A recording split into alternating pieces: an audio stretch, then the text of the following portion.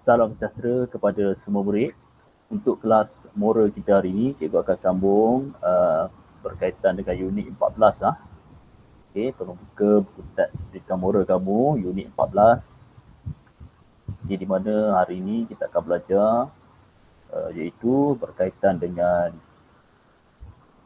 unit 14 ya. Buka surat. Unit 14. Tajuknya menangani konflik identiti diri asas pembentukan personality. Okey, kamu boleh buka teks kamu, buka surat.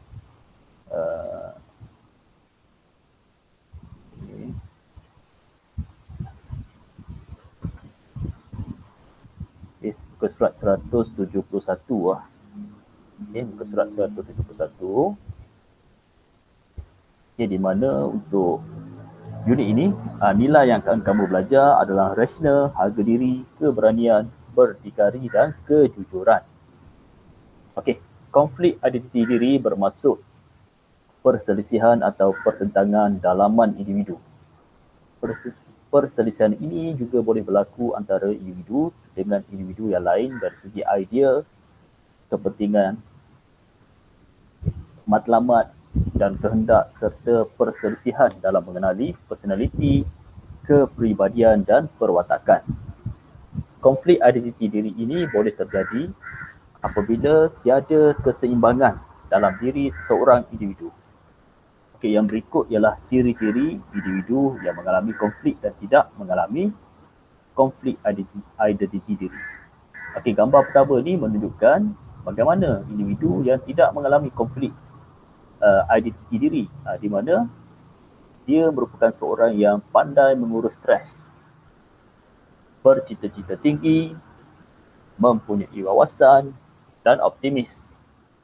Dan biasanya dia akan mendapat keputusan yang baik dalam bidang pelajaran.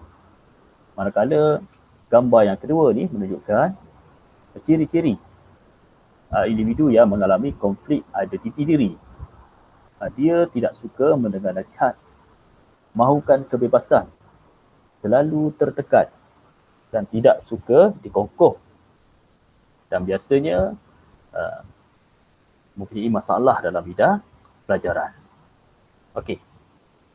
Peringkat remaja merupakan fasa yang mencabar bagi seseorang individu kerana pada peringkat inilah mereka mula mempunyai keputusan. Mereka mula membuat keputusan yang akan mempengaruhi masa hadapan. Mereka, iaitu remaja, mula membayangkan persahabatan, alam percintaan dan alam pekerjaan.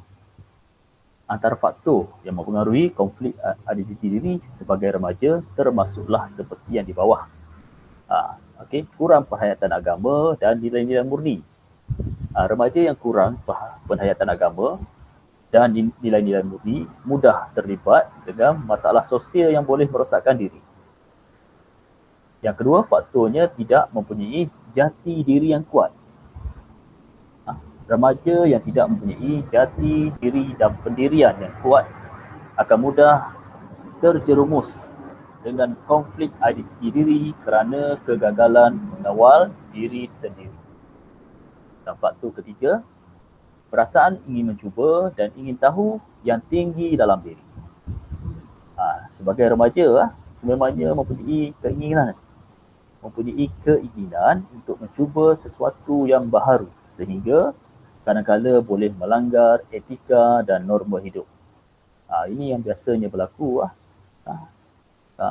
Berlakunya kejadian yang tidak bermora di kalangan remaja kerana sifat ingin tahu, ingin mencuba. Jadi elakkan daripada melakukan perkara sebegitu.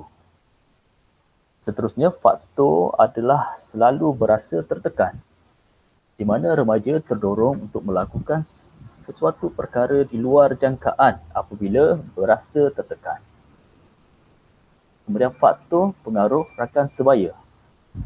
Remaja mudah terpengaruh dengan rakan-rakan dan orang sekeliling kerana tiada pegangan dan matlamat hidup yang jelas. Kamu kena ingat,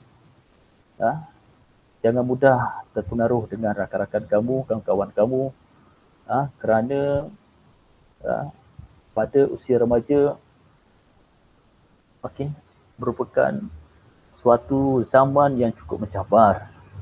Dan sebab itulah pada masa tersebut kamu perlu mendengar nasihat daripada kedua orang tua kamu, iaitu ibu dan ayah kamu. Okey? Ada apa juga masalah, ada apa juga pertanyaan, tanyalah kepada kedua ibu bapa kamu. Jangan mudah terpengaruh dengan rakan-rakan kamu. Okey, kemudian pengaruh media massa. Remaja mudah terpengaruh dengan drama dan filem yang berunsurkan keganasan. Okey. Seterusnya, zaman remaja juga merupakan peringkat pembentukan identiti.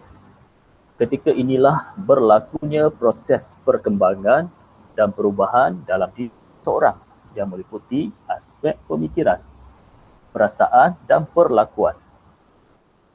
Jika tidak dapat mengawal diri, dikhawatiri remaja itu mudah terpengaruh untuk melakukan aktiviti yang tidak sihat dan tidak bermoral.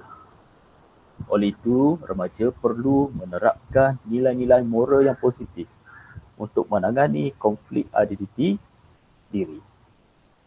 Ada beberapa cara yang boleh diamalkan untuk mengatasi konflik identiti diri. Yang pertama, mengamalkan gaya hidup sihat dan positif.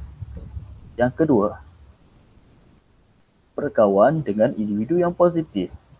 Positif di sini maksudnya yang mempunyai tingkah laku yang baik, yang mengajak kamu ke arah kebaikan. Okey? Kemudian selalu mengamalkan dan menghayati ajaran agama. Seterusnya, berfikiran positif dalam menghadapi sebarang masalah. Tidak melakukan perkara yang bertentangan dengan adat dan budaya dalam masyarakat. Dan mengeratkan hubungan kekeluargaan. Elakkan berlakunya krisis ataupun masalah dalam keluarga antara adik dengan abang, antara ibu, antara ayah, anak dengan ayah, anak dengan ibu. Okey, tak boleh. Elakkan daripada berlakunya krisis dalam keluarga. Perlu eratkan hubungan kekeluargaan. Itu penting untuk bantu seseorang individu yang mempunyai masalah konflik identiti diri. Okey, untuk kelas kita hari ini, cikgu akan berhenti sampai di sini ya. Okey, cara mengatasi konflik identiti diri. Dan untuk latihan hari ini, cikgu nak kamu buat. Okey. Okey, jawab soalan ini ya. Okey, soalan muka surat 176. Okey, jawab dua soalan. Soalan pertama, jelaskan pengajaran yang anda peroleh daripada hasil wawancara di atas. Kemudian soalan kedua pun, cari jawapan dia ada di sini dalam temu bual antara murid dengan pegawai. Okey. Okey. Dan buat latihan ini dalam buku latihan pendidikan moral kamu. Dan kalau ada sebarang soalan yang kamu nak tanya berkaitan pelajaran hari ini ataupun latihan, boleh mesej cikgu di Telegram. Okey, sekian saja kelas kita. Alright, terima kasih.